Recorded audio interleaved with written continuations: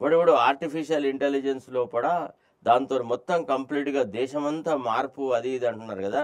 నేను రిక్వెస్ట్ చేస్తున్నాను సైంటిస్ట్ అని, ఈ ఆర్టిఫిషియల్గా మెదడును మార్చే ప్రక్రియ ఓ చిప్ ఏదైనా కనుక్కుంటే రేవంత్ రెడ్డి మెదడులో ఆ చిప్పు తీసేసే పాత చిప్పు, ఆ మతతత్వవాదులది, ఆ కులతత్వవాద చిప్పు ఒకటి తీసి పారేసేసి అందరూ ప్రజలను సమానంగా చూసే చిప్పు ఒకటి పెడదాం.